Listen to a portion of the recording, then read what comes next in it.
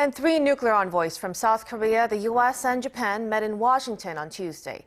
They discussed North Korea's latest missile launch and ways to restart talks with the regime. Our Yoon Jung-min reports. Meeting in Washington on Tuesday, chief nuclear envoys from South Korea, the U.S., and Japan expressed concerns over North Korea's latest launch of a short-range ballistic missile, which the regime have said is a new kind of SLBM, and urged for a return to dialogue as early as possible. The meeting involved South Korean envoy Noh Kyu-duk and his U.S. and Japanese counterparts, Kim and Takehiro Funakoshi.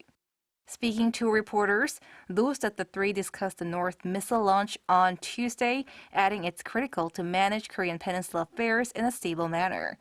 They agreed to continue close coordination for the restart of the Korean peninsula peace process.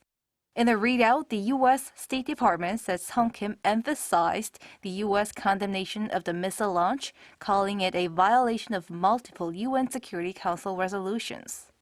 It said Kim called on the North to refrain from further provocations and engage in dialogue.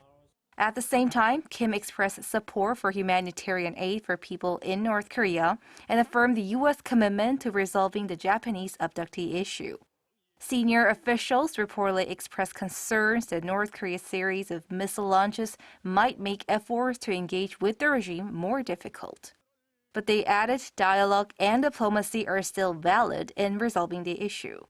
When it comes to the Korean government's end-of-war declaration proposal, the official says South Korea and the U.S. agree that it's useful as a means of resuming talks with North Korea, adding Washington is currently reviewing the proposal in depth. South Korean and U.S. authorities are reportedly preparing an outline of the proposal in case the declaration is adopted. Kim plans to visit Seoul later this week for more talks on North Korea issues. Yoon Jung-min, Arirang News.